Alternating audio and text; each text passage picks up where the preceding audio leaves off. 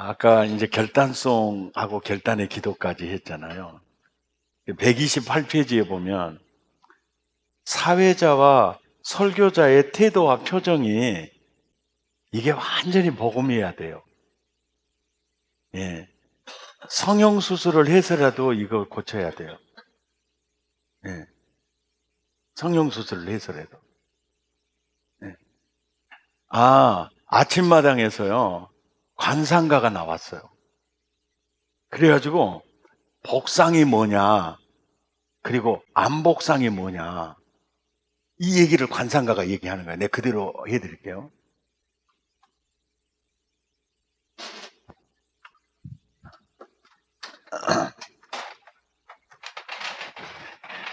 굉장히 재밌었어요. 굉장히 재밌었어요.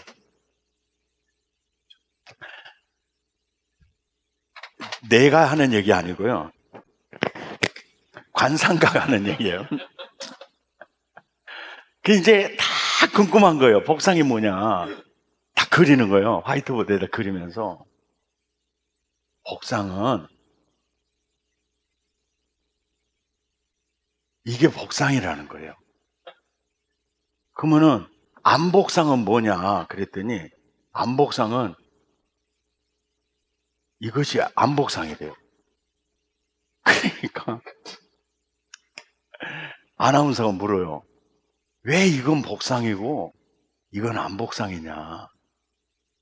위에서 복이 내려다가 다 담아진다는 거예요. 이게 담아진다는 거예요. 근데 이 찡그리상은 흘러내려본다는 거예요.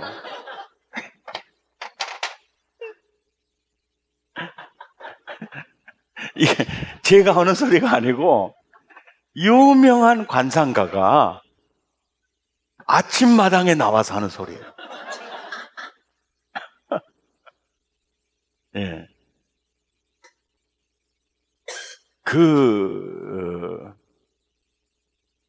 김구 선생님이요. 관상학을 심취해가지고 본 적이 있었어요. 그리고 관상학에 깊이 들어가서 보니까 자기는 빈상이야. 관상으로는 희망이 없는 사람이 자기야. 그래가지고 굉장히 낙심하고 실망하던 중에 일본의 최고의 관상가 있죠. 그 이름이 갑자기 생각이 안 나네요. 예. 일본의 관상학으로는 아주 유명한 그 관상학. 그분이 쓴 책에 이런 말이 있어요. 자기가 왜 관상학에 관심이 있었느냐면 이러고 걸어가는데 장에서 뭐야 자네 급살 맞을 상이네 그런. 아니 1년 안에 급살 맞을 상이네. 그러니까 그 사람 붙들겠어요 안 붙들겠어요? 선생님 어떻게 하면 살 길이 열리겠습니까? 그러니까 그저 절에 들어가서나 암자에 들어가서 사람이 좌우지간 없는 곳에 피신해서 돌을 닦게 그런 걸 돌을 닦게. 1년이 지나도 안 죽었어요. 그래가지고 그 관상가를 또 만났어요. 상이 바뀌었구려. 상이 바뀌었구려. 그러니까 살상이네 살상 그러는 거야. 그래가지고 그분이 이 관상학을 연구하기 위해서요. 관상만 보는 게 아니라 시체상이 시체상 이런 모든 것을 다 이렇게 연구를 했어요. 그래서 그 사람이 관상학의 책을 썼는데 그 책을 김구 선생님이 봤어요. 상 중의 상은 심상이다. 관상이 아니라 마음이라는 거예요. 그래가지고 김구 선생님이 관상의 억눌림으로부터 일이 빠져나와요. 최고의 상은 심상이다. 그분의 책을 읽어보면요, 딱 성경을 보는 것 같아요. 예, 일반 학문에 연구해서 올라가 보면요, 잠언 4장 23절에 있어요. 예, 무릇 지킬 만한 것보다 네 마음을 지켜라. 생명의 근원이 이에서 난다. 딱 거가 있어요. 그러니까 특히 사회자나 설교자는 이 상이요, 복음상이어야 돼요. 하나님 나라 상이 돼야 된다. 아멘. 어쨌든 하여간 보고 있으면 희망이 있고 기쁨이 있고, 그래서 생김새는 바꿀 수 없지만은 표정은 바꿀 수 있잖아요.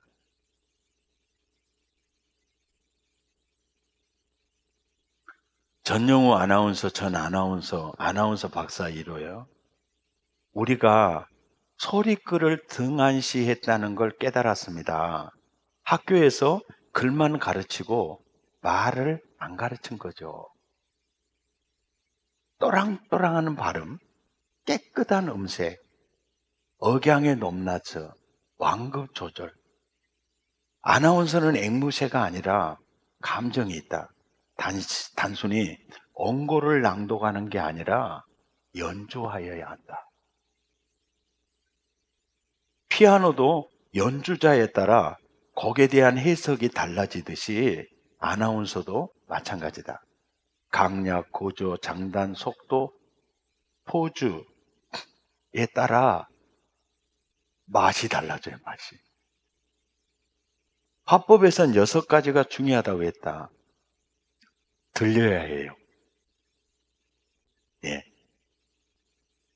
화법에 제일 중요한 게 들려야 됩니다. 그리고 쉬워야 되고, 그리고 흥미로워야 되고, 유익해야 하고, 감동을 줘야 하고, 여운을 남겨야 해요. 그러니까 어떤 목사님이 광고하거나 사회를 보고 그러면 뭔가 여운이 남아야 돼요. 예, 질리지 않는. 전시는 어려운 걸 어렵게 말하기는 쉬워도 어려운 걸 쉽게 말하기는 어렵다. 톤이 높으면 높을수록 불리합니다. 설득력이 없어지고 반발심이 생기니까요. 그렇죠? 톤이 높으면 높을수록 불리하다. 그래서 우리도요, 톤을 높이 않고 계속 낮추잖아요. 그러면 교회는 까라앉습니다.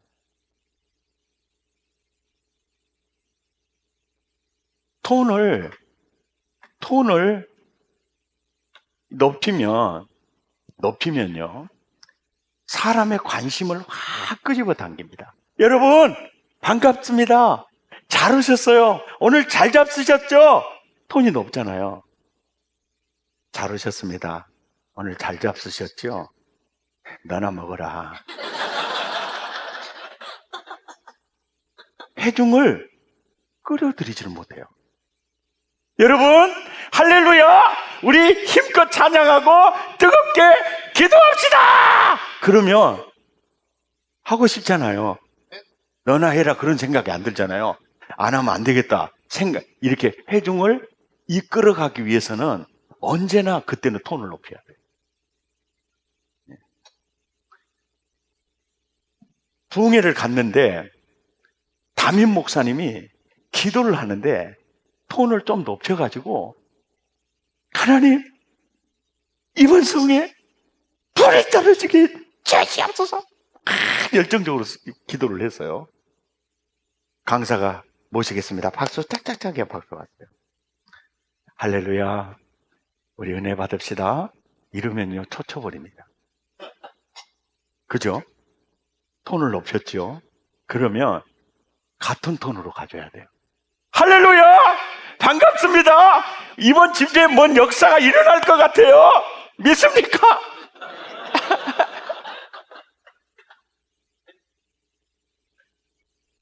그렇게 가야 돼요. 그러니까 이렇게 분위기를 사로잡는 톤은요, 높습니다.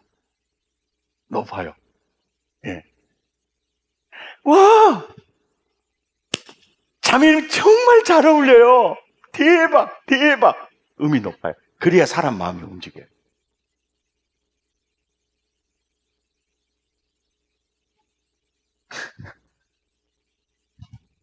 행복목회 컨퍼런스 왔더니 별 얘기 다 하잖아요. 왜냐하면 교회를 살려야 되니까. 교회를 살리려고 보면 톤을 약간 높여야 돼요. 그래야 회중을 움직일 수가 있어요. 아멘입니까? 아멘. 할렐루야. 네. 해봅시다. 네. 이렇게 나가야 이게 움직여요. 네. 높아야 돼요. 그런데 톤이 높으면 높을수록 불리하다, 설득력이 없어지고 반발심이 생긴다. 이 말은 우리가 귀담아 들어야 돼요. 김진홍 목사님은 톤이 높아요, 낮아요? 낮죠. 그러니까 설득 당해버린다가 나요. 나도 모르는 사이에 설득 당해버려요. 김진홍 목사님 설교는요, 설득 당해버리는 겁니다. 그러니까 톤을 낮추면서 논리적으로 이렇게 전개해 가면요, 의식이 바뀌기를 시작해요. 이런 그 효과가 있어요.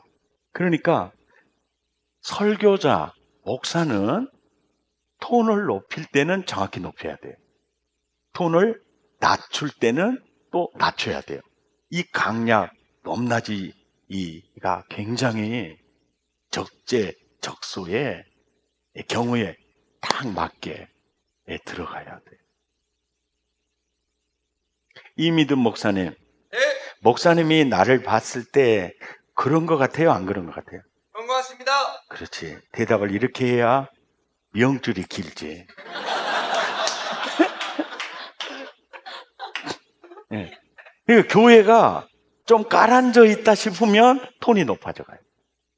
그래서 확 이렇게 나요. 네. 그리고 이 생각 덩어리를 혁신시키려고 할 때는 이렇게 톤을 약간 낮춰서 논리적으로 이렇게 야금야금 이렇게 나가서 바꾸고. 이게 항상 설교자나 목회자는 톤을 높을 때는 높게, 낮을 때는 낮게, 이런 게 참 필요해요. 그래서 우선 우리 부목사님들 설교 사회시킬 때 목청껏 소리를 지르라 그래요. 왜냐하면 능력이 없으면요, 소리라도 커야 돼요. 근데 능력도 없는 것이 소리도 적어보면은 아무짝에도 쓸데가 없어요. 네. 왜냐하면 그렇게 우렁차게 젊을 때 나가도 나이 들면 힘이 빠져요. 네. 그렇기 때문에 그렇게 시킨 거고요. 대표기도는 저희 교회는 이제 제가 항상 대표 기도문을 메일로 보내라고 그래요. 왜 보내라고 그러냐면, 장로님, 그 주간에 꼭 기도해야 될 게 빠질 수도 있어요. 그리고 장로님 기도문을 단문으로 수정을 제가 해드릴게요. 예. 그래서 내가 장로님 비서 역할을 해드릴게요. 그래가지고 글자 크기는 15포인트예요. 줄 간격은 160%입니다. 이거를 무시하면 안 돼요. 더 이상 글자 크기가 적어지거나, 왜 글자 크기가 15포인트냐면, 기도하려고 갔을 때 나이 드신 어르신들은요, 갑자기 눈이 침침해져가지고 안 보여버려요. 옆 사람 물어봐. 집이는 아직 그 나이 안 됐지? 잘 보이던데 딱 이게 긴장하고 그러면요. 안 보여버려요. 그러니까 제 설교 원고 글자 크기가 15포인트예요.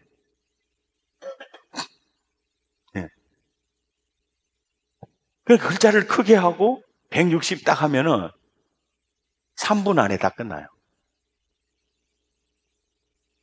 어느 장로님이 기도를 하든지 저 장로님 기도하면 지루해 이게 없어요. 왜냐하면 내가 비서 노릇을 잘 해줬기 때문에. 그리고 예전 기도는 예배 집례자의 사인이 있어야 그게 정법.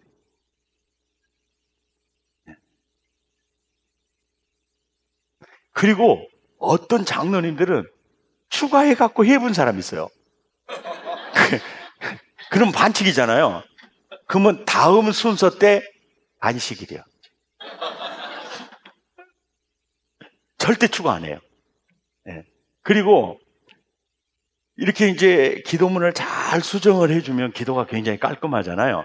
그러면 교인들의 반응이 장로님 오늘 기도 이거였어요. 장로님 오늘 기도 이거였어요. 이러다 보니까 우리 목사님이 다 해줘 그랬는데 나 괜찮은가 보다 해가지고 다음부터는 아주 이게 자연스러운 문화가 됐어요. 저희 교회는. 그런데 이것도 밑도 끝도 없이 앞으로요. 예전 기도는 집례자의 사인이 있어야 됩니다. 나한테 보내세요. 제가 수정해주게. 그러면요, 열받아갖고 하나 안 보내요. 그래가지고 나중에는 목사 쫓아내려고 쏙싹거리기 시작해요. 그러니까 장로님들 기분 상하지 않게. 그리고 잘해서, 왜냐하면 장로님들 기도가 지루하면요, 거의 30% 수면 상태에 들어가거든요. 그러니까 예배를 예배답게 살리려고 하면 이 기도, 대표 기도 굉장히 신경 써야 돼요.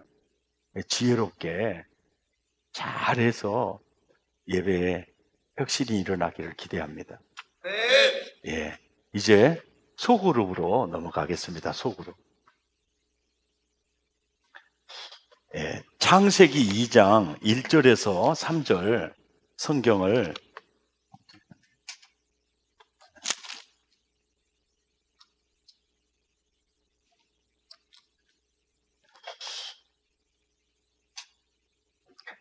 창세기 2장 1절에서 3절 함께 읽죠. 시작. 천지와 만물이 다 이루어지니라. 하나님이 하시던 일을 그가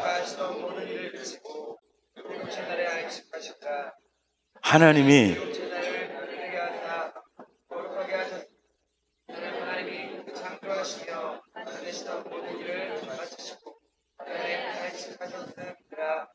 아멘. 2절에 안식 동그라미 하시고요. 3절에 안식 동그라미를 하세요. 그리고 교재의 질문이요. 하나님도 안식이 필요하실까? 네. 그리고 어디서 안식하셨을까요? 분명히 안식했다 그러잖아요. 그리고 어떻게 안식하셨을까요?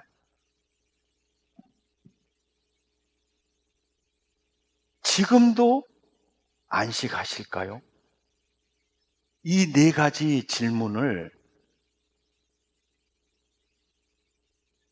내가 한번 해봤어요. 창세기 2장 1절에서 3절을 딱 읽으면서 하나님이 일곱째 날에 안식하셨네? 어디서 하셨을까? 어떻게 하셨을까? 이게 궁금해요, 안 궁금해요? 예? 이게 궁금하죠. 그리고 또 하나, 지금도 하나님이 안식하실까? 이거 되게 궁금하더라고요.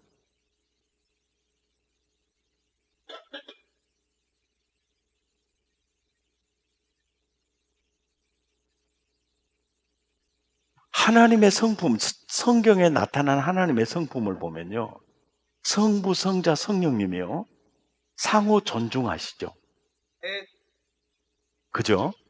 그러면서 상호 의존을 하세요. 예수님도 성령님께 의존하죠. 성령님도 예수님을 의존해요. 그리고 상호 순종을 하세요. 성령님이 이끄시는 대로 예수님이 순종을 해요. 그런데 성부 하나님이 순종하신 사건이 뭘까요? 성부 하나님이 성자 예수님하고 성령 하나님에게 성자 예수님이, 성부 하나님이 순종한 게 뭘까요?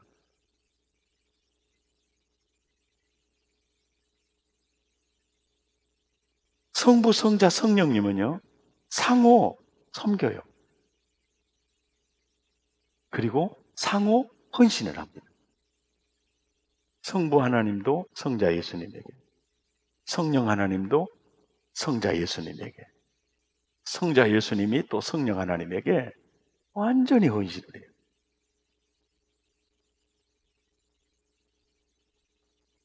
상호 의존, 성부 하나님은 의존 안 하는 것 같죠. 또 순종도 안 하는 것처럼 보이죠.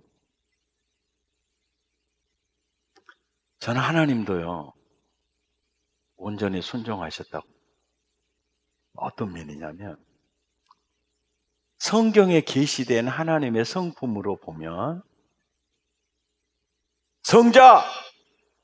죄를 대신해서 십자가에서 죄값 치르고 와!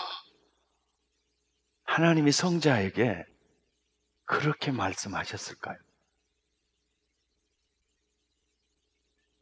어째 아무 대답이 없어요. 예? 그럴 때 성자 예수님이 아멘! 그러고 가셨다. 여러분이 하나님이라면 자식에게 네가 가서 십자가 지고 오라 이렇게 말할 수 있었을까요? 제 상상력으로는요,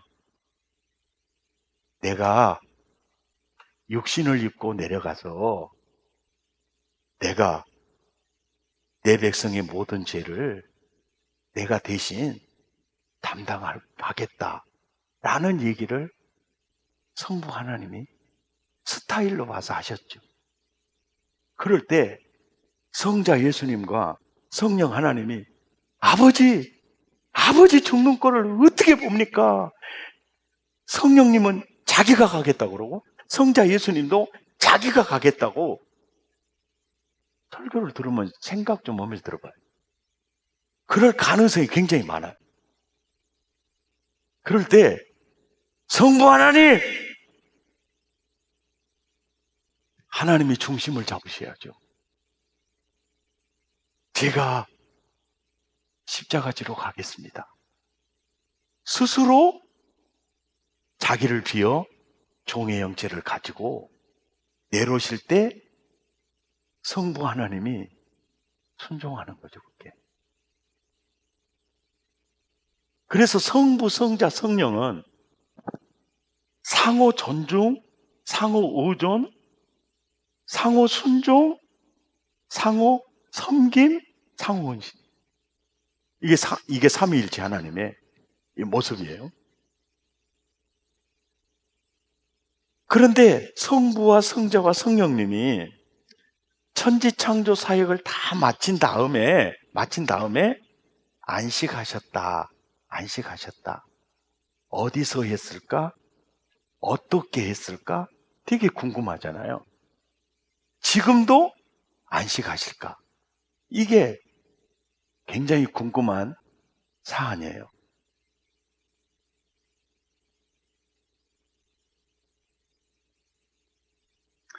안디옥 교회 그 구성원들을 보면 다양하거든요. 흑인도 있고 백인도 있고 유대인도 있고 헬라인도 있고 그래요. 그런데 안디옥 교회 사역자가 누구냐면 바나바와 바울이에요. 안디옥 교회에 파송받은 바나바는 보세요. 착한 사람이에요.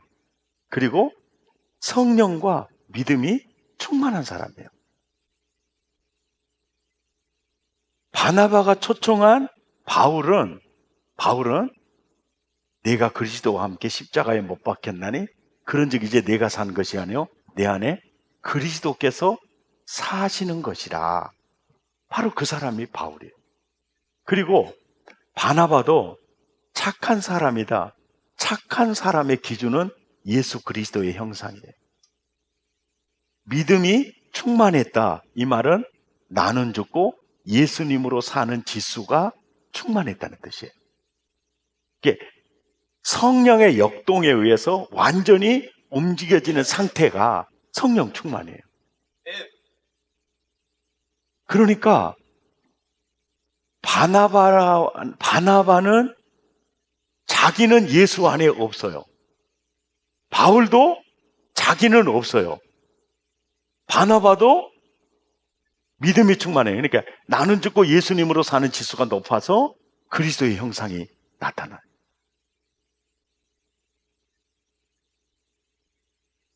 그러다 보니까 이 바나바와 바울에 의해서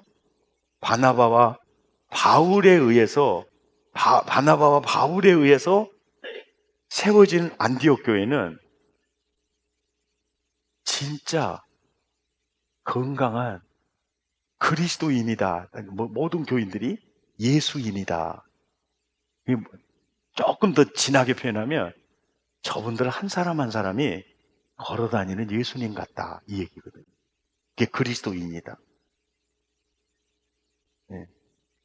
그러니까 나는 죽고 예수님으로 살고 성령님이 내 의지를, 전 인격을 사로잡아서 움직이는 상태거든요.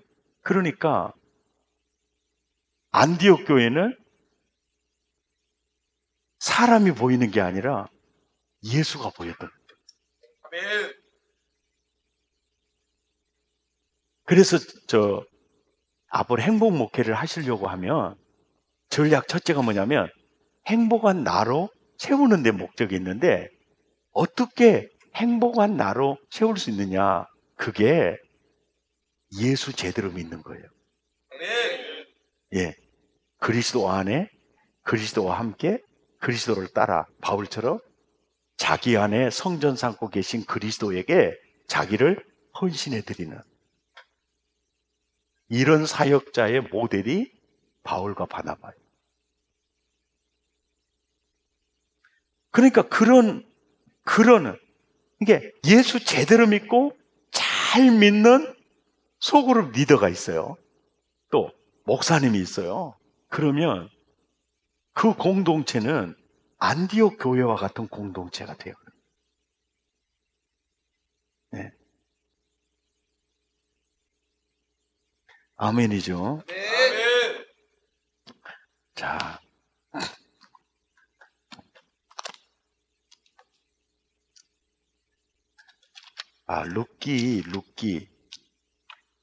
룻기를 한번 찾아볼까요?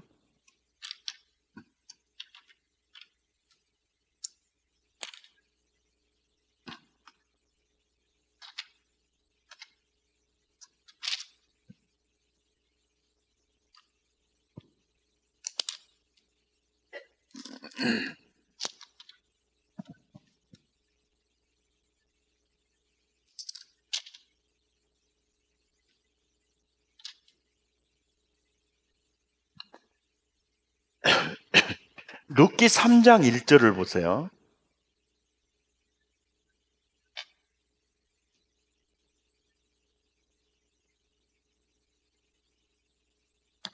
룻의 시어머니 나오미가 룻에게 뭐라고 말하죠? 내 딸아, 내가 너를 위하여 안식할 곳을 구하여 너를 복되게 하여야 하겠다. 이때 나오미가 말하는 안식할 곳이 누굽니까? 예? 남편의 남편. 이제 내가 남편을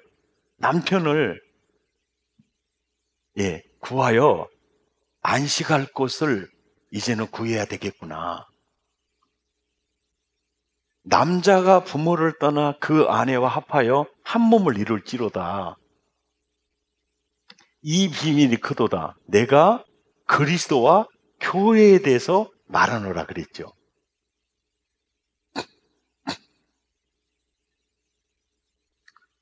그러니까 아내의 안식할 곳은 어디입니까?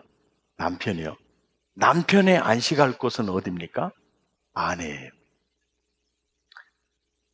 이 원리는 성부의 안식할 곳은 어디입니까? 성자와 성령이에요. 성령님의 안식할 곳은 어디입니까? 성부와 성자예요. 왜 그러냐면은 삼위일체의 원리를 그대로 가지고 와서 둘이 한 몸이 되는 가정을 세웠거든요. 자, 그렇다면 성부, 성자, 성령님이 어디 가서 안식했을까요? 삼위일체 공동체. 어떻게 안식했을까요? 교제와 나눔이에요.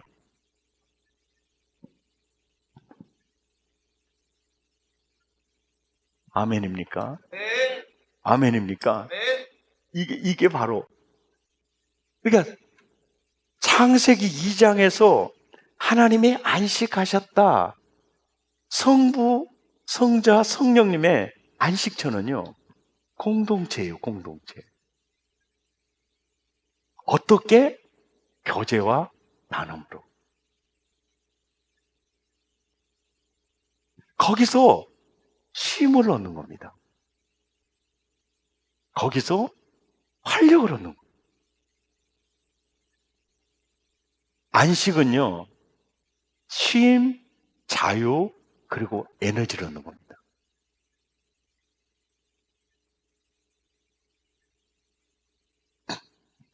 남편의 안식처는 어디죠? 아내의 안식처는 남편이죠. 안식 공동체로 세운 것이 가정이에요.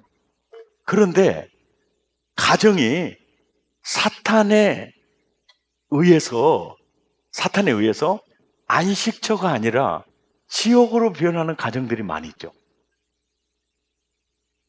예? 그래서 마음 둘 곳이 없는 사람들이 세상에 천지, 백갈처럼 쌓여져 있잖아요. 그들의 안식처가 어디냐면요, 교회입니다. 교회예요. 그러니까 저희 어머니는 안식처 남편을 잃었을 때 20리 걸어서 교회를 간 거예요. 이제 우리 어머니의 안식처는 교회가 된 겁니다. 예수님이 된 거예요.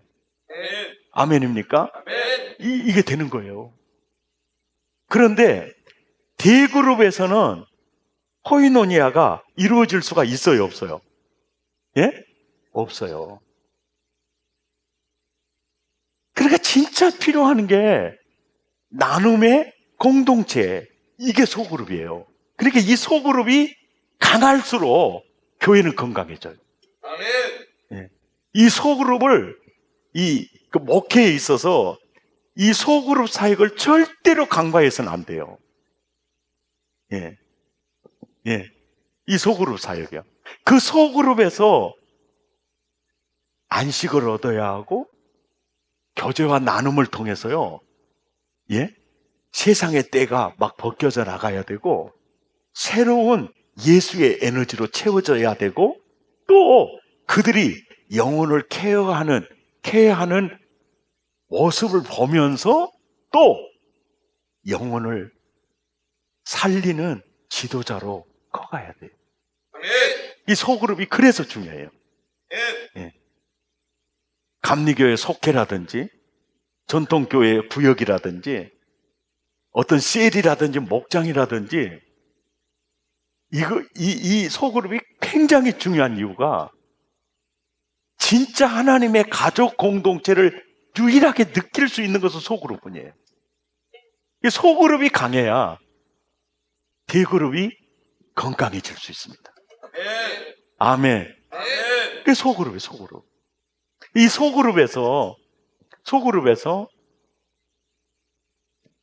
우리가 교인들이 진짜 안식을 경험할 수가 있어요. 담임 목사님은 강단에만 있어요. 예? 그리고 내가 무슨 일을 당했고 내가 어떻게 힘든 일을 당했는지를 가장 가까이에서 아는 사람은 구역 식구들과 구역장. 예. 어려움을 당하는 사람 옆에 왜 함께 있어만 줘도요, 엄청난 힐링이 되고 힘이 돼요. 예. 바로 교회는 그리스도의 몸으로 안식처입니다. 그러니까 성부와 성자와 성령님이 안식할 곳이 삼위일체 공동체예요. 천지창조 사역을 다 마치고 성자 어떻게 생각해? 너무 좋은 것 같아요. 그 아담 좀 걱정되지 않아? 아니, 괜찮을 거예요. 하와가 더 걱정되는 것 같아요. 그런데 아니야, 괜찮은 것 같아요. 뼈 중에 뼈요, 뼈다구 중에 뼈다구라고 하는 걸 보니까 너무 기가 막히더라고요. 새들을 보니 너무너무 좋아요. 이게 뭐요? 서로 창조 사역을 나누는 거예요. 서로 나눔과 격려와 거기서 힘을 얻은 거예요. 자, 예수님이 공생의 사역을 하실 때 자꾸 한적한 곳으로 가서 기도하시잖아요. 그죠? 또 새벽에 일찍 일어나서 기도하시잖아요. 그러면 우리는 우리 스타일로 꼭 기도를 이해를 하는 거예요. 근데 예수님은 성부, 성자, 성령 권능과 영광이요 동등하세요. 아멘입니까? 아멘. 그래서 분주한 가운데 한적한 곳에 찾아 기도하셨다. 이 기도가 사귐이에요. 나눔입니다. 십자가 앞에 두고 땀방울이 핏방울이 기도했잖아요. 그 자기의 마음을 다 쏟아놓고 성부 하나님 어쩌든지 감당할 수 있도록 교제와 사귐이에요.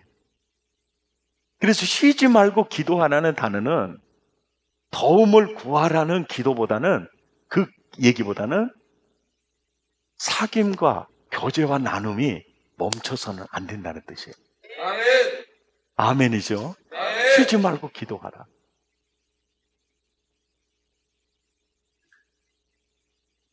교회의 기능 가운데 교제는요, 전도와 교육만큼이라도 중요합니다. 교제가 약한 교회예요.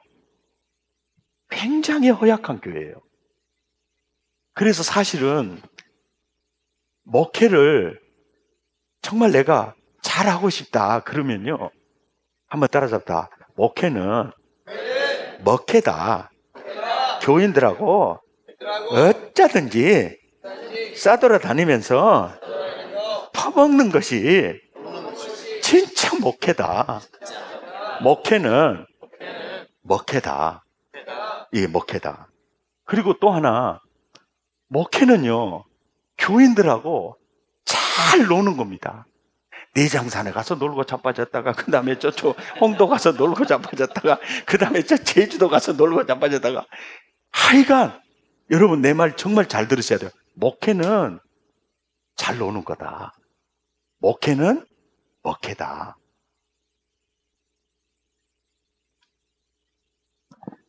주변의 목사님들 가만히 봐보세요. 교인들하고 잘 노는 목사님들 한번 봐보세요. 교인들하고. 하여간 교인들하고, 이게 너의 목사님들하고 잘 노는 종자들 말고 자기 교인들하고 그냥 장로님 보면 좋아서 못 살고 군사님들 보면 좋아서 못 살고 그냥 자기 교인들하고 그냥 밥도 잘 퍼먹으러 다니고 놀러도 잘 다니고 아주 그냥 잘 지내는, 이렇게 잘 노는 이 교회 목사님들 한번 봐보세요. 비토 세력 많지 않습니다. 고소하는 종자들 별로 없어요. 누가 고소하려고 하면요, 대깨문들처럼요, 대급박을 깨버려요. 예. 정말입니다. 이 진짜 목회는 교인들하고 잘 노는 거다. 노는 게 뭐냐면요, 먹잖아요. 좌우지간에 입주댕이 열려갖고 마음의 문이 안 열린 종자들을 내가 본 적이 없어요. 예. 여러분, 회의하다가 안 되면 무조건 밥 먹자 그래가지고 먹고 나중에 회의하자 그래야 돼요. 그냥 셀이 퍼먹여 놔야 돼요. 따라서부터 목구멍이 열리면 마음도 열리더라. 아멘. 이게 교인들하고 너무너무 잘 놀아요. 그 말은 뭐요? 교인들하고 관계가 너무 좋다는 얘기예요. 예. 그런데 목사님이 혼자 기도 많이 해요. 헌금도 많이 합니다. 설교도 잘해요. 근데 교인들과 함께 노는 시간이 굉장히 부족해요. 사귐과 나눔이 굉장히 부족한 상태예요. 그러니까 내가 기도하니까 이번에 교육관 지어야 되겠을 때다. 할렐루야! 근데 누가 아멘 안 하고 자빠져 있어. 아멘 안 하면 입을 찢어버린다 하니까 또 한 기연이에요. 그러면요, 따라는 가도 계속 이게 부커오르는 거예요. 잘해보시오. 잘해봐. 어떻게 지어진가 보시오. 잘해보시오. 그래가지고 뒤에 가만히 자빠져 있어요. 근데 교인들하고 잘 놀러 다니면서 아무래도 교육관 지어야 될 것 같은데 장로님 생각은 어쩌냐고 자꾸 물어봐요. 아유, 돈 모아가지고 지읍시다. 그럽시다. 그러면 돈 모아가지고 지어야지. 근데 아이고, 우리 애들 저렇게 열심히 하는 거 저 언제 돈 모아가지고 저것들 지어가지고 혜택을 볼게 없게라. 그냥 까짓것 비더더다가 지어보면 어쩌겠어. 그러니까 그래 볼까라. 예. 이게 잘 논다는 개념은 항상 목적이 있어요. 자, 관광차를 타고 내장산을 가든지 제주도를 가든지 가요. 가면은요, 벌써 마음속에 훈련의 커리큘럼을 가지고 있어야 돼요. 정확한 대화의 주제를 가지고 있어야 돼요. 그리고 어떻게 생각하시냐고. 이 틈만 나면 나누고, 또 분위기가 약간 거시기해지려 그러면은 또 먹으러 갑시다. 그래갖고 이제 밥 먹었으면 이제 카페로 가래, 카페로. 그래, 하여간 사람은 분위기에 영향을 받거든요. 그래가지고 또 카페로 가가지고 또 이야기, 저 이야기 하다가 아까 우리가 그 생각했던 거요. 어떻게 했으면 쓰겠어? 아, 또 머리 아프 죽겠어라 그러면. 아니, 우리 목사님 머리 아파서 죽으면 안 되잖아요. 그러니까 까짓거 이렇게 해봅시다. 뭐 성질 급한 사람이 또 심판다고 말을 하거든요. 그래 볼게라. 장로님, 그러면 그래 볼게라. 그러고 장로님, 그러면 그래 볼게라. 여기서 한다는데 가만히 안 됩니다. 그러면 역적이 되잖아요. 그게 아무래도 속으로는. 근데 목사는 그 마음의 글을 읽을 줄 알아야 돼. 아, 저 사람 아직 꼭지가 안 들어갔구나. 그러면 딱 판단을 해. 우리 더 기도하고 생각합시다. 그러면 와, 또 저 목사님이 내 마음을 알고 기도하고 생각해본다가고만 그 다음에는 꼭지가 돌아가 있어요. 그러니까 여러분, 고구마 삶을 때 다 끓인다 그래서 그 삶아집니까? 서서히 끓여갖고 김도 들여가지고 또 기다려야 이것이.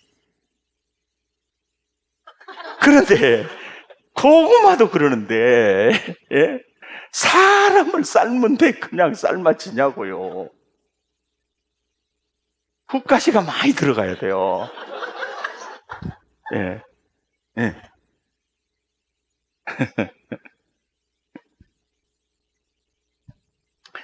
사실 목회 여러분 잘하시려고 하면요,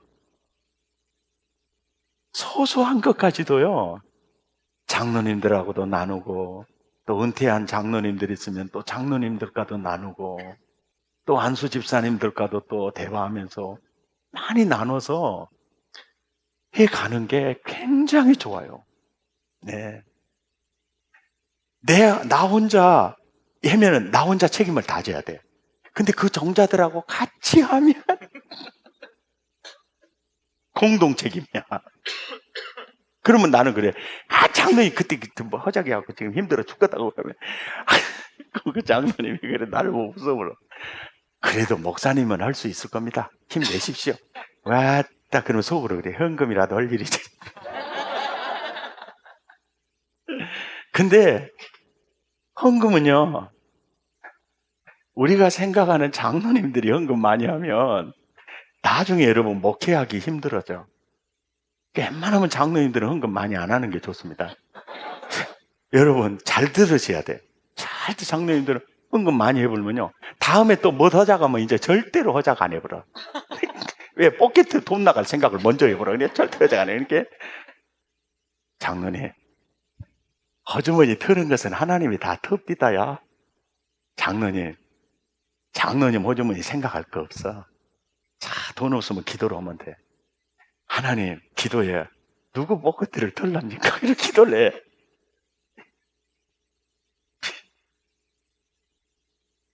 제가 지금까지 살아오면서요, 포켓을 제일 잘 터시는 분은 하나님이셨어. 할렐루야. 놀렐루야. 아멘. 저 지금까지요, 돈 없어서 일 못 해본 적이 없을 정도예요. 예, 하나님이 당신이 세운 종들을 그렇게 힘들게 하지 않아요. 까짓것 뒤쳐가지고 뭐 죽어불면 낙원으로 이민 가버리니까 절대로 은행에서 통지서가 낙원으로는 안 옵니다. 제일 행복한 죽음을 맞이한 사람은요, 빚이 많은 사람들이에요. 그리고 정말로 죽기 싫어하는 사람들은요, 돈 많이 모아놓은 종자들이야. 이거 며느리가 쓸 걸 생각해봐. 뒤집어져 버려.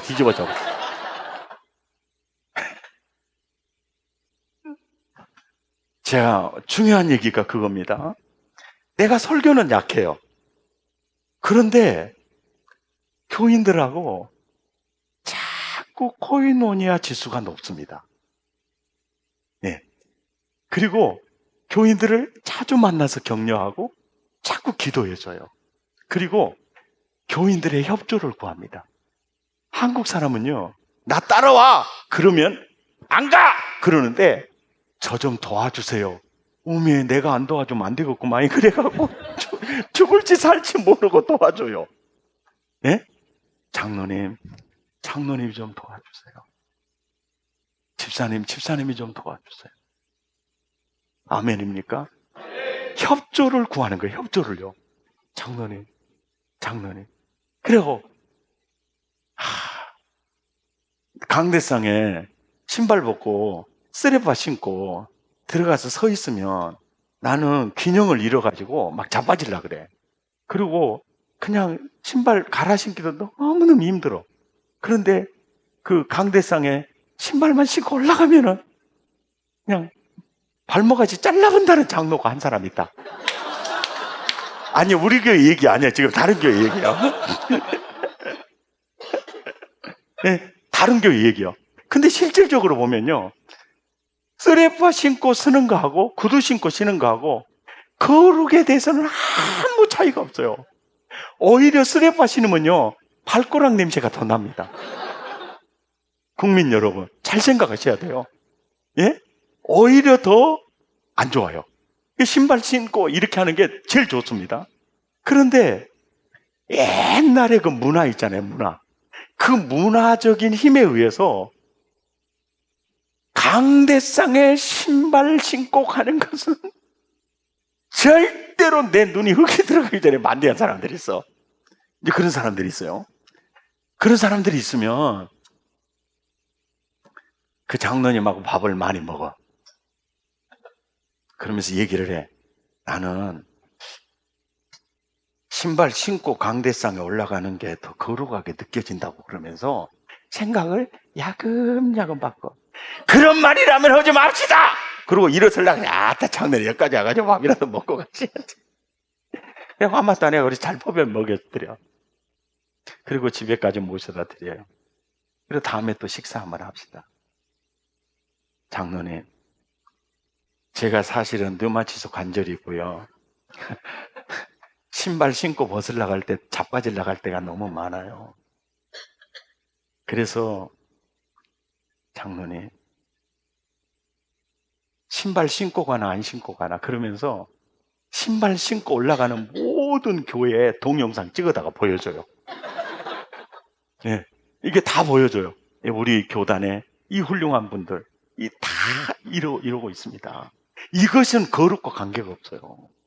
네. 모세에게 내 발에 신을 벗으라는 의미는 그런 의미가 아니에요. 아, 그러려면 나만 벗으면 되겠어요. 다 벗어야지.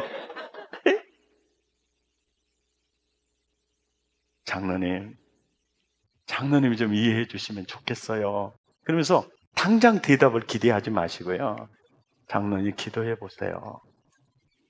아마 주님의 응답이 있을 거예요. 그러면요, 주님이 제발 신고 하라고 해라. 제발 신고 하라고 해. 이 종자야. 제발 신고 하라고 해라. 주님이 꼭 그렇게 말씀하시거든요.